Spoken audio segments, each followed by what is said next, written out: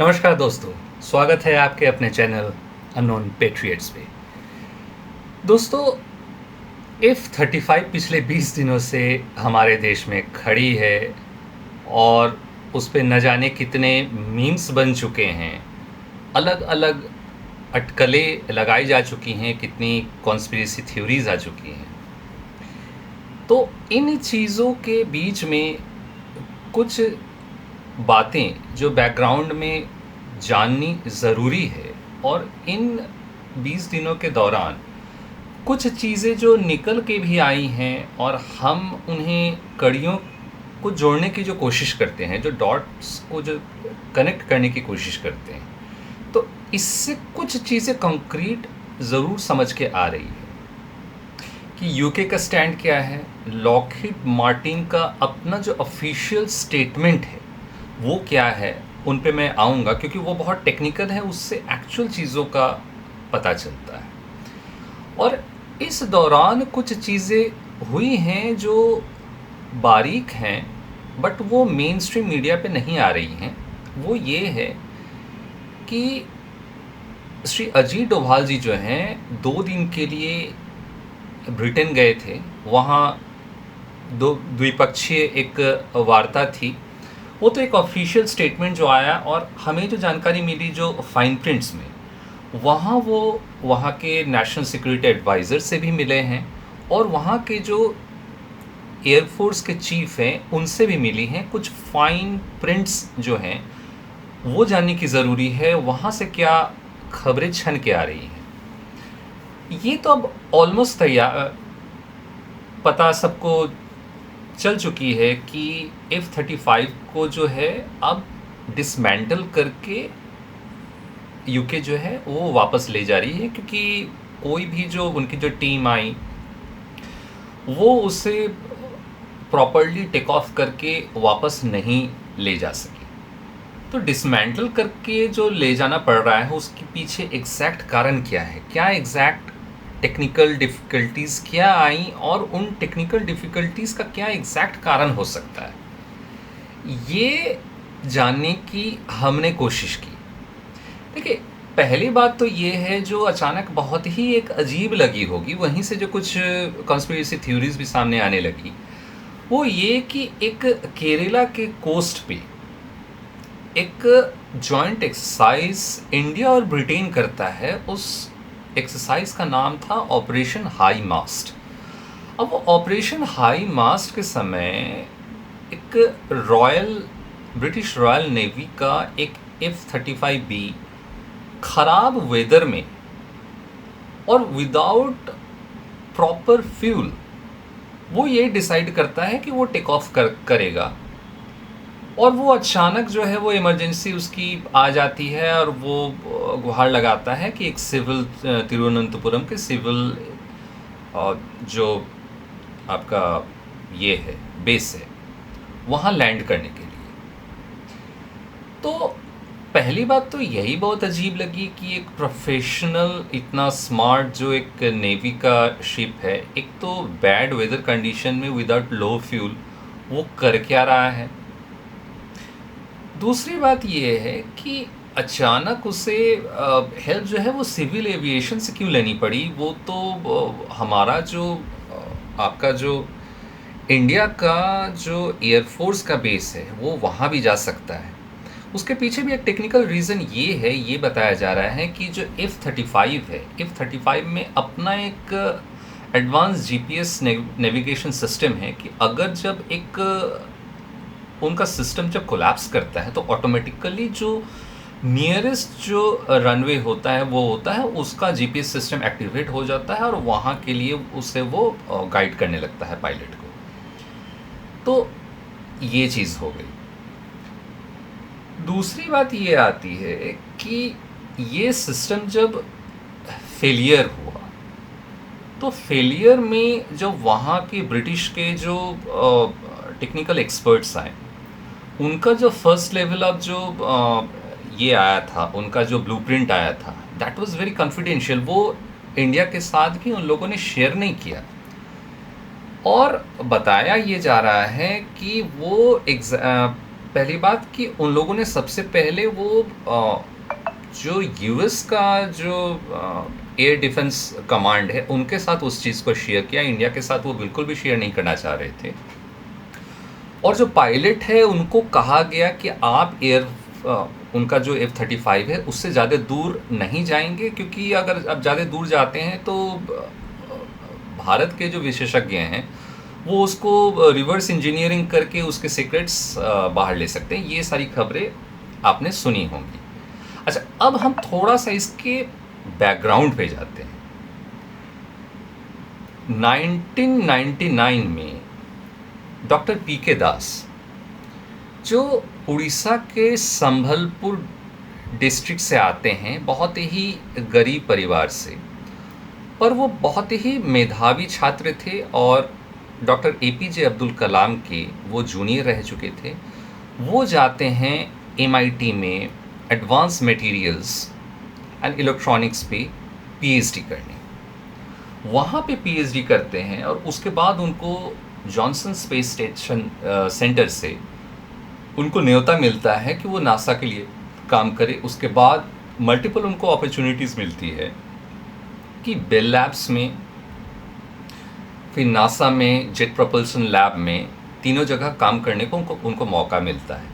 लेकिन just like doctor APJ Abdul Kalam, वो देश के लिए कुछ करना चाहते थे और वो उन सारे ल्यूक्रेटिव पोस्ट्स को रिजेक्ट करके वो देश में वापस आते हैं और यहाँ पे डीआरडीओ ज्वाइन करते हैं। उसके बाद आज उनका ये 20 साल का लगभग एक अथक परिश्रम है। उसके बाद उन्होंने और उनकी पूरी टीम ने एक फोटोनिक रेडर सिस्टम जो है हमारे देश में डेवलप किया है, जो कि one of the best in the world है।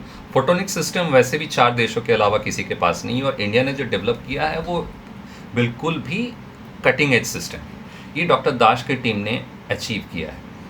तो ये बैकग्राउंड मैं इसलिए दे रहा हूँ क्योंकि कहीं ना कहीं ये जो F-35B 5th generation stealth fighter plane है, ये जो डिटेक्ट हुआ, इसके पीछे हमारा जो ये फोटोनिक रेडार सिस्टम है इसका रोल है और इसके पीछे डॉक्टर दास का और उनके पूरे टीम का, और ऐसे ही लोग जो देशभक्त हैं, जो विदेशों से ल्यूक्रेटिव अपॉर्चुनिटीज़ को छोड़ के देश के लिए काम करने लौट के आते हैं, उनकी वजह से आज हम इस सिचुएशन में हैं कि हम निगोशिएशन टेबल पे एक अपर हैंड पे हैं और with from the position of strength हम दूसरों के साथ, यूएस के साथ या यूके के साथ हम निगोशिएट कर पाते हैं। अच्छा, अब ये जब हो गया और कहीं ना कहीं लॉकहीड मार्टिन का जो एक स्टेटमेंट जो आता है उसमें ये पाया गया कि उन्होंने कहा कि उनका जो फर्मवेयर है, there is a system called a firmware, it's a very complex software system, और ये फर्मवेयर जो है वो लॉक हो गया है।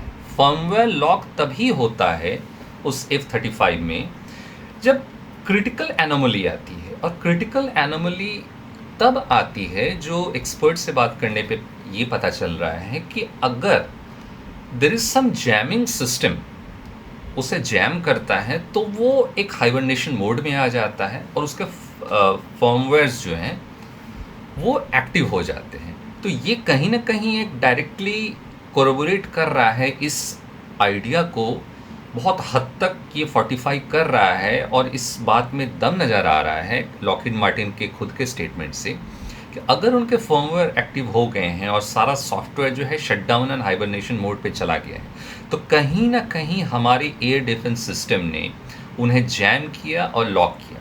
इसके लिए हमें बधाई इसरो को भी देना पड़ेगा। इसरो का जो सिस्टम ऑफ सिस्टम डिज़ाइंस है, जिसके अंडर में IRGC जो हमारा इंटीग्रेटेड एयर कमांड सिस्टम्स जो हमने क्रिएट किया है, और उसके अंदर जितना भी ध्रुवा रेडार सिस्टम आज लेटेस्ट जो है जो मैंने कहा डॉक्टर दास और टीम ने डिज़ाइन किया है फोटोनिक रेडार सिस्टम, वो सारी वो इंटीग्रेटेड लैब्स के अंदर जो हैं वो सिस्टम ऑफ सिस्टम्स के अंदर आते हैं कि even of the slightest of the कोई भी एयर एक्टिविटी अगर दुश्मन का, एडवर्सरी का दिखे तो उसे डिटेक्ट कर सकता है।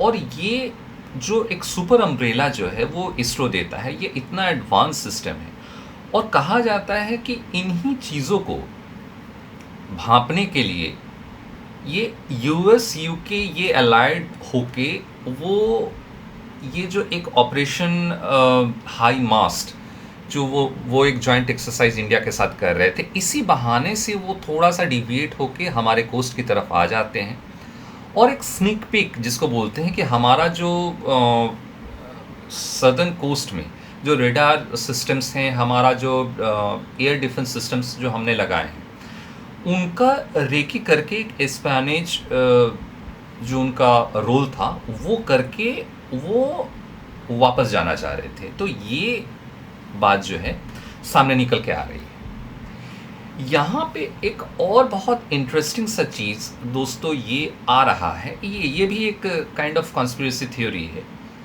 कि इसका एक जियोपॉलिटिकल बैकग्राउंड में हम लोग जाते हैं कि नेटो मेंबर्स जो non US NATO member states हैं, जैसे यूके हो गया, जर्मनी हो गया, फ्रांस हो गया, इनके साथ ट्रंप की एक अनबन चल रही है और ट्रंप पुश कर रहा है कि आप अपना बजट बढ़ाएं और साथ ही में यूएस का F-35 जो है वो ऑलरेडी यूके के पास, जर्मनी के पास, फ्रांस के पास, सबके पास है, काफ़ी मात्रा में है। और ट्रंप ये पुश कर रहा है कि ज़्यादा से ज़्यादा और F-35 आप खरीदो। बट चाहे वो कियर स्टैमर हो, चाहे वो जर्मन का चांसलर हो, चाहे इमैनुअल मैक्रोन हो, ये इस बात से खुश नहीं है। तो कहीं ऐसा तो नहीं जो एक काइंड ऑफ कॉन्स्पिरेसी ये चल के आ रहा है कि F-35 को कहीं ना कहीं एक टैसिट इंडिया के साथ अंडरस्टैंडिंग में वो लाया जाता है, क्योंकि इसके पास एक there is a term called a looper lens. F-35 में there is a looper lens. Suppose कीजिए कि ये एक प्लेन है, यहाँ पे there is a looper lens है, वो लेंस वो फ्लैश करते हैं। व्हाट दे क्लेम कि अगर किसी फ्रेंडली कंट्री में अगर उनको इंकर्जन करना है और उन्हें थ्रेटन भी नहीं करना है, तो there is a looper lens जो वो एक्टिव करते हैं कि we are a friendly nation, आप हमें आने दें। तो there is some kind of a system in F-35। अच्छा, अगर F-35 आता है और उसके बाद जो there is some kind of a scramble India अगर करती है, तो इसका आप ये देखिए कि जियोपॉलिटिकल रैमिफिकेशन इसका क्या हो सकता है कि यहाँ पे वो लैंड हो जाता है, कम्प्लीटली स्ट्रैंडेड हो जाता है फॉर मोर देन 20 डेज।